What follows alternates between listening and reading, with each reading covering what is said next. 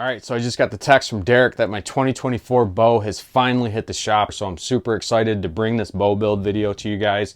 I got a table full of goodies that we're bringing with me. I got 3 different sights. My release, I'm going to be shooting the Carter 2 Simple this year. We did a review video on that.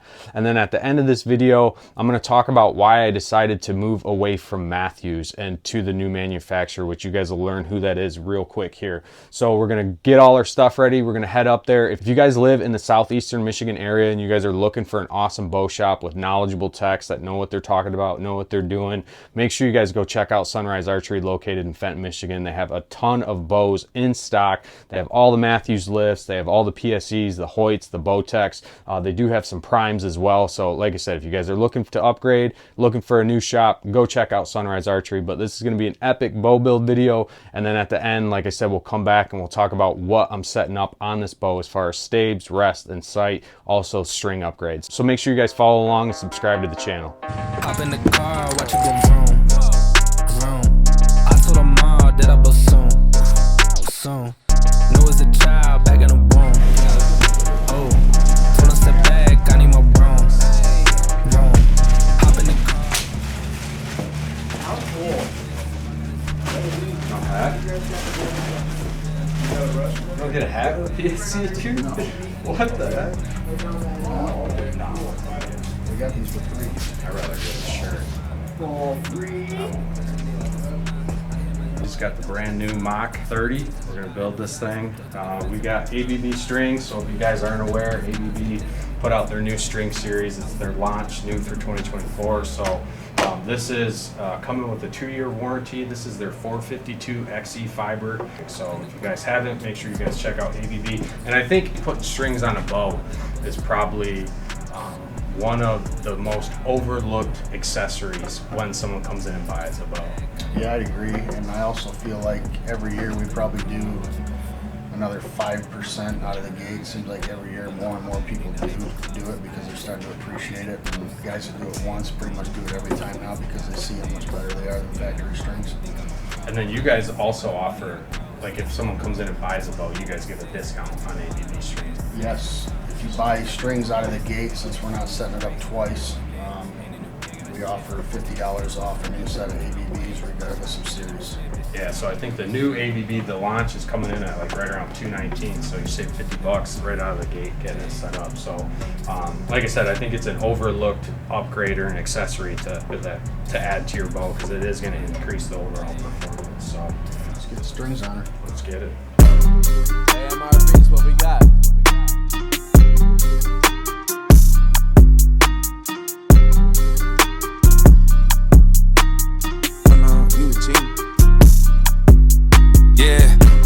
Close, I whittled them down, stick it to them by sticking around. The gang online, Iwo Jima got one flag and it's sticking the ground, setting up shop. Think I got the message across. Came for the titles, impressed with the watch. We played the levels of Letterman jocks. Pins on the jacket, the man's abundant. The point of the road was banned and rugged. Hushing, I'm applying no pants in London. The products are not being scared of some judgment. Gotta stay in the cut you off if you ain't making the cut. Couldn't tell you who the hell is behind us. You start to forget when you stay in the front of it's up. And it's up for grabs, no remorse of who I'm taking it from.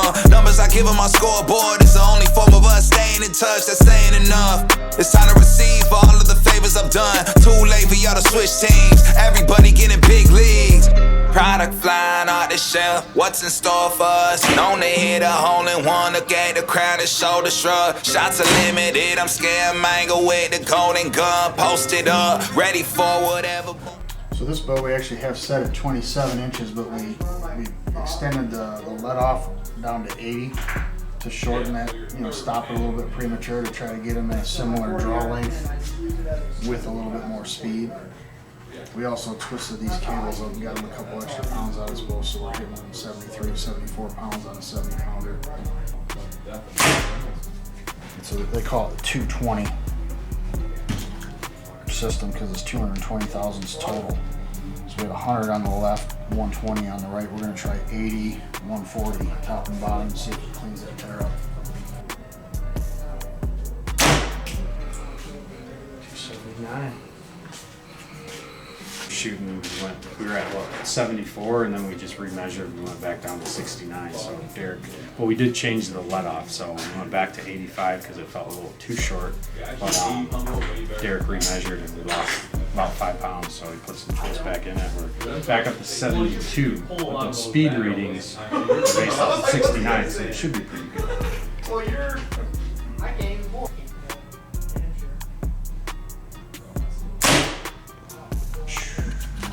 Money, dude. It's looking good.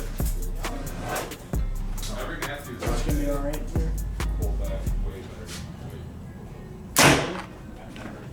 283. Keep cooking. Dude.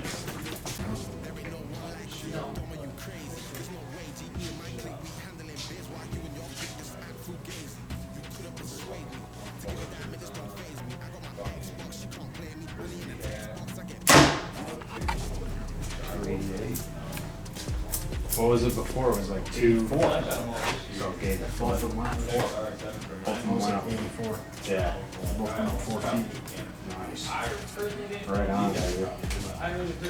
Oh, that's the bow build.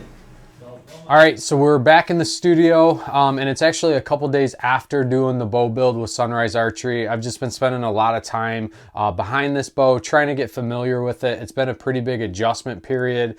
So I've just been playing around with the stabilizer weight to figure out what setup holds best or works out best for this bow as far as the stability goes. Now, there was a couple things that I promised to come back and talk to you guys about, and the first one was just my overall setup. So for bars this year, I'm going to continue to run the AAE Mountain Series. I got a 12-inch front bar and I got a 6-inch back bar. Right now, I'm running 2 ounces up front, 3 ounces on the back. That seems to be working out pretty well. So I'm going to continue to play around with that definitely when we start to shoot longer distances. Once I start kind of extending those ranges out, I'll get a better idea on how the bow is holding it. Now, as far as my back bar mount, I've always ran Shrewd Atlas, but I wanted to keep the overall weight of the bow on the lighter side. So I did change out to their less expensive V-bar bracket, which actually gives you the ability to adjust the pitch and the angle just like the Atlas did, but it's actually significantly lighter in weight. As you can see, I am running an 8-degree quick disconnect off the front, which is also a Shrewd. And then as far as my rest goes, I am running the new QAD MX2. I've ran QAD rest for a number of years, really like their arrow containment. And one of the things that I was excited about this year is the fact that they went to the aluminum arrow shelf, whereas years before it was plastic. We might do a review video on this, I might not.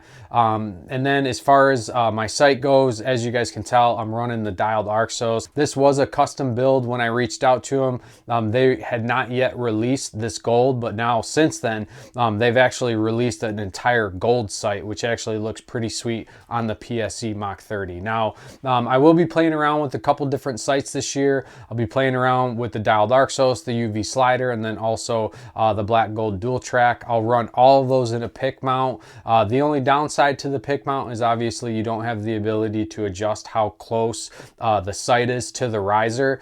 So I may need to play around with my peep setup a little bit. I might just upgrade to the Hamskea peep so I can switch out apertures, because I do plan to run the smaller UV scope housing at TAC this year just to gain some additional arrow clearance. Now, as far as strings go, I already mentioned it in the video. I am running the new ABB Launch series, which is new here in 2024. So far, I'm actually extremely impressed with this string. I've got probably 100 plus arrows downrange already. No issue with peep rotation. It doesn't feel like the string has stretched at all, but after I send probably about another 100 arrows downrange, I'll bring this back up to Sunrise Archery and we'll recheck to ensure that the bow is still at the same weight and that the timing is still all correct. And then from there, like I said, we'll really start focusing on getting this thing set up for long distance and shooting tack. This is the bow that I'll continue to run for Total Archery Challenge, and then also plan to hunt with this this year in 2024. So super excited with this setup. Very happy with this bow build. I love the look of this bow. The bronze cams, the bronze limb pockets. I got gold nugget strings on there from ABB, and the custom custom setup with the sight through Dialed Archery. I mean, this bow looks absolutely fantastic. So, but real quick, I also want to talk to you guys about why the change from Mathews over to PSE. And for me, it just boiled down to how the bow felt at going through the draw cycle. I've been a huge fan of Mathews bows. I've shot Mathews bows since 2019, but I was not a fan of the draw cycle on the 29.5-inch lift. The 33, I shot both of them back to back. The 33 was a lot nicer in my opinion, but Derek handed me the Mach 30, and with these EC2 cams, this thing is smooth all the way from start to finish. It doesn't have the dump like the Mathews 29.5 did, and then also the bow didn't feel like it wanted to jump out of my hand after the shot like the lift did. So like I said, it just came down to personal preference. There's a good and a bad side to not having a bow sponsorship. Bad side is I do have to buy these bows every year, but the good side is I can shoot any bow that feels good for me. So that's what it boils down to. Like I said, all personal preference, but overall I'm super happy with this. I do want to give a shout out to the guys over at Sunrise for always taking excellent care of me. I say it time and time again, but if you guys live in the southeastern Michigan and you guys are looking for a shop with knowledgeable techs that know what they're talking about, that treat you like family every time you're in there, go up to Sunrise Archery. I also want to give a huge shout out to Zach up at the bow shop. He was helping run the camera quite a bit. He does have his own YouTube page. He does an excellent job with his videography and all of his editing. It's Wards in the Wild. I'll put a link in the description below, but go over there, show that guy some love, subscribe to his channel, and support what he's got going on over there. But until next time, stay safe, stay healthy. We'll see you guys on the next one.